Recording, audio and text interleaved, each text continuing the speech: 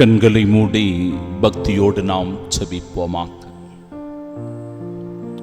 அன்பும் அருளும் இறை ஆசீரும் பொழிகின்ற எங்கள் இறைவா, உம் இருதயத்தின்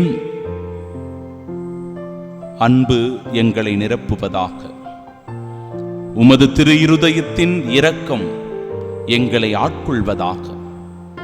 உமது இருதயத்தில் எங்களுக்கு எப்பொழுதும் மன்னிப்பு உண்டு என்கிற உறுதியான நம்பிக்கையோடு இந்த நாளில் எங்களையும் எங்கள் குடும்பத்தையும் எங்களின் செயல்களையும் உம் திரு இருதயத்திற்கு ஒப்பு கொடுத்து செபிக்கிறோம்.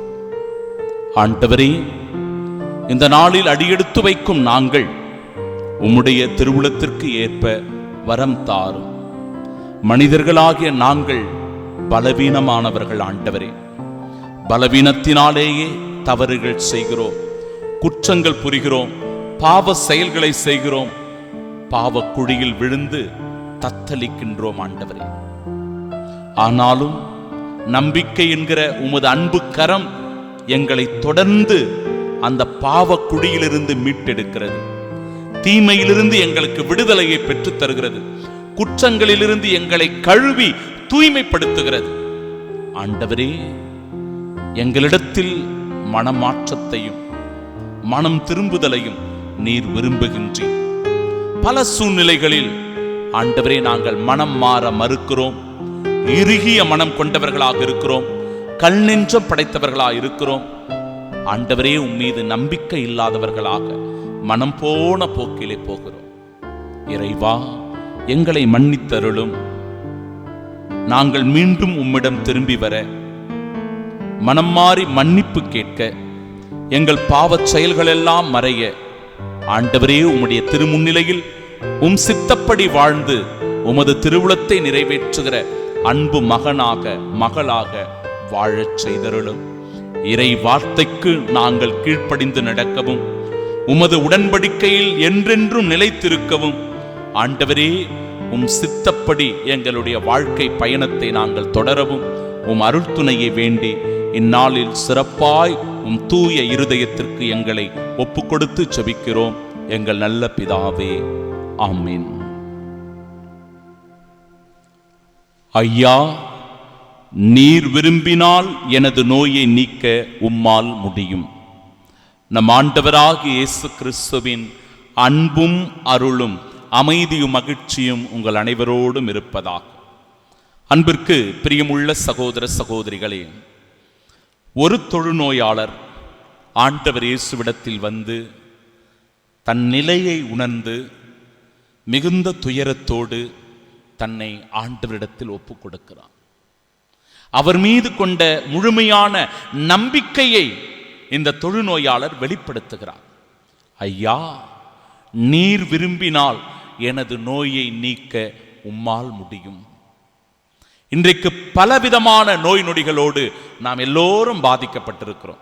பல நோய்கள், உடல் நோய்கள் நமக்கு இருக்கிறது, மன நோய்கள் நமக்கு உண்டு, ஆன்மீக நோய்களும் நமக்கு இருந்து கொண்டிருக்கிறது.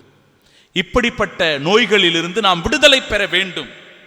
உடல் நோய்கள் குணமாகணும், மன நோய்கள் நீங்கணும், ஆன்மீக நோய்களிலிருந்து நாம் விடுதலை பெறணும். அப்படின்னா நம்முடைய ஒரே ஆதரவும் அடைக்கலமும் நம்பிக்கையும் இயேசுவின் இருதயம்தான். இயேசுவினுடைய இருதயத்திலேயே நமக்கு இரக்கம் உண்டு. அந்த இரக்கத்தினால்தான் நம்முடைய நோய்கள் எல்லாம் குணமாகின்றன. அவருடைய திரு இருதயத்திலிருந்து பாய்ந்து வருகின்ற தண்ணீரும் இரத்தமும் தான் நம் பாவங்களிலிருந்து நம்மை கழுவி தூய்மைப்படுத்துகின்றன. பிரியமானவர்களே, ஆண்டவர் சொல்றார் பாருங்க, நான் விரும்புகிறேன் உமது நோய் நீங்குக. உடனே அவருடைய தொழுநோய் நீங்கியது. ஆண்டவருடைய இரக்கம் அந்த தொழுநோயாளர் மீது பட்ட உடனே அவர் சுகம் பெற்றார், குணமடைந்தார். மகனே, மகளே, ஆண்டவருடைய இரக்கத்திற்காக இந்த திருப்பலியில் நீ செபிக்கிறாயா? இந்த மறைவுரை உன் வாழ்வில் ஒரு மாற்றத்தை கொண்டு வரும் என முழுமையாக நீ நம்பி விசுவசிக்கிறாயா? உன் நோய் நொடிகளை குணமாக்க இறைவனால் முடியும் என நீ முழுமையாக நம்புகிறாயா? இறைவனுடைய இரக்கத்திற்காக இறைஞ்சு மன்றாடி வேண்டு. ஆண்டவர் சொல்லுகிறார், உன் நோய்கள் நீங்கும் மகனே மகளே, கவலைப்படாது. ஆண்டவர் சொல்றார், இதை எவருக்கும் சொல்ல வேண்டாம், போய் குருவிடம் காட்டு, அதற்கான காணிக்கையை செலுத்து என்று ஆண்டவர் சொல்லுகிறார். இதெல்லாமே வெளி அடையாளங்கள். ஏனென்றால் அவர் வாழ்ந்த அந்த காலகட்டத்தில் தொழுநோயினால் பாதிக்கப்பட்டவர்கள் ஊருக்கு புறம்பே வெளியே ஒரு இடத்தில் யார் கண்ணிலும் படாதவாறு அவர்கள் மறைவாக விலக்கி இருக்க வேண்டும்.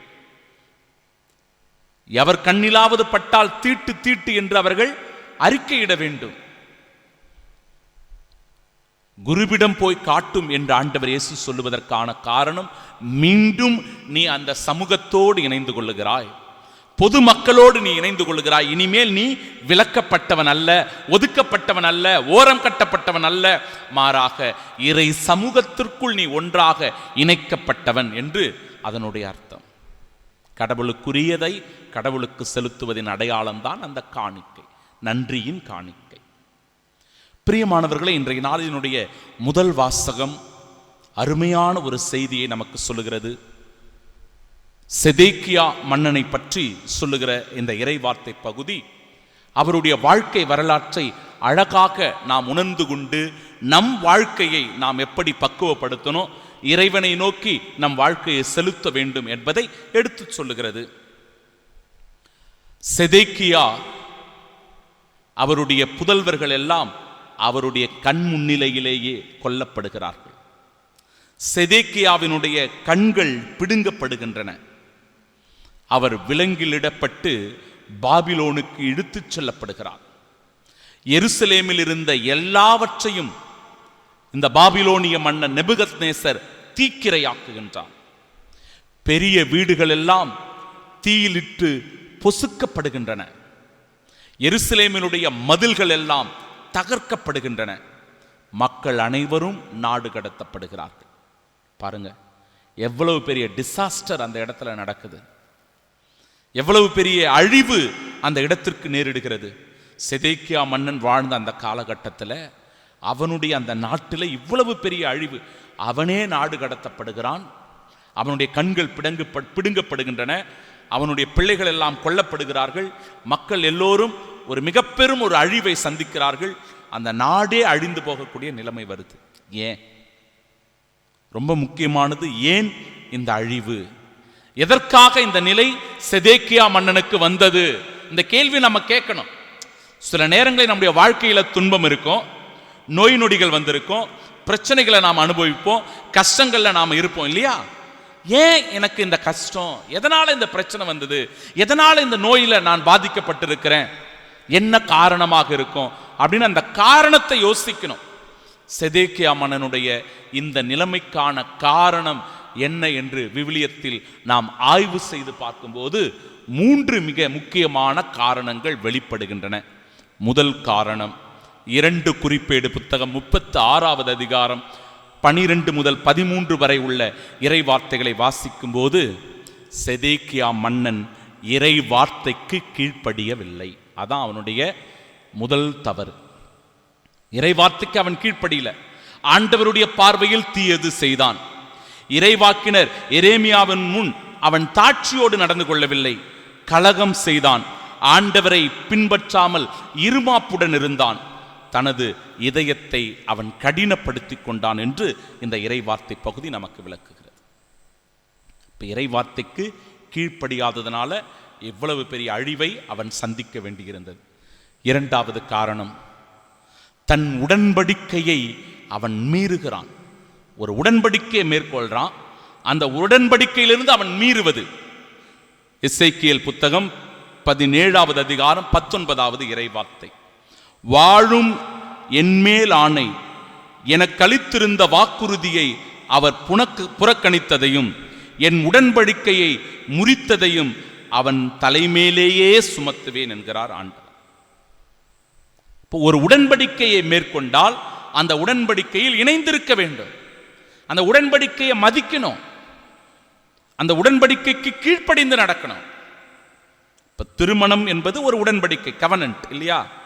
கணவனுக்கு மனைவியும் மனைவிக்கு கணவனும் ஒரு வாக்குறுதியை கொடுக்கிறோம், என் இன்பத்திலும் துன்பத்திலும் உடல் நலத்திலும் நோயிலும் நான் உனக்கு பிரமாணிக்கமாயிருந்து என் வாழ்நாளெல்லாம் உன்னை மதிக்கவும் நேசிக்கவும் நான் கடமைப்பட்டிருக்கிறேன், வாக்களிக்கிறேன் என்று சொல்லி ஒருவர் மற்றவருக்கு நாம் முழுமையான ஒரு உடன்படிக்கையின் அடையாளமாக வாக்குறுதியை கொடுக்கிறோம்.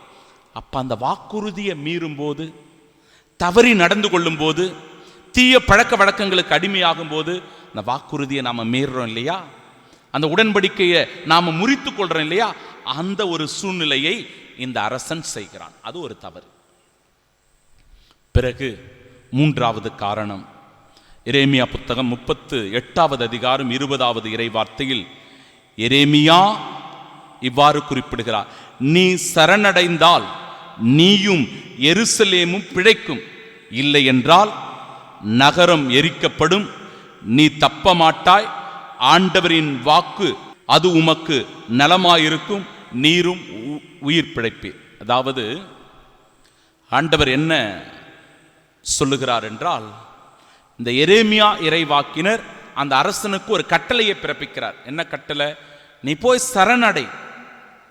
நீ போய் சரணடைந்து விட்டால் நீயும் எருசலேமும் பிழைத்துக் கொள்ளும். ஆண்டவருடைய கட்டளைக்கு நீ செவி கொடுத்து நட, அப்பொழுது உனக்கு நலம் உண்டாகும், நீ உயிர் பிழைத்துக் கொள்ளலாம். ஆனால் இந்த இறைவாக்கினருடைய சொல்லுக்கு அவன் கட்டுப்பட்டு நடக்கல, அந்த ஆலோசனையை அவன் கேட்கல, அந்த இறைவாக்கினருடைய சொல்லை அவன் மதிக்கவில்லை, பொருட்படுத்தவில்லை, அதை புறக்கணித்ததனால் அவனுக்கு இவ்வளவு பெரிய ஒரு ஆபத்தும் தீங்கும் அழிவும் நேரிட்ட. மகனே, மகளே, இந்த திருப்பலியில் பங்கெடுத்துக் கொண்டிருக்கிற நாமும் கூட முழுமையான நம்பிக்கையோடு ஆண்டவரின் பேரில் செயல்பட வேண்டும். அவருடைய திருவுளத்தை நிறைவேற்றுவதற்கு ஒவ்வொரு நாளும் நமக்கு கொடுக்கப்படுகிறது என்பதை உணர வேண்டும். இறைவனுடைய வார்த்தைகளுக்கு கீழ்ப்படிந்து நடப்பது, இறைவனோடு நாம் மேற்கொண்டுள்ள அந்த உடன்படிக்கையில் எப்பொழுதும் இணைந்திருப்பது, இறை வாக்கினர்களுக்கு செவி கொடுத்து நடப்பது. இதன் வழியாக இந்த நாள் இனிமையான நாளாக, நம்பிக்கையின் நாளாக, இறை ஆசீர்வாதத்தின் நாளாக நமக்கு அமையும். ஆமீன்.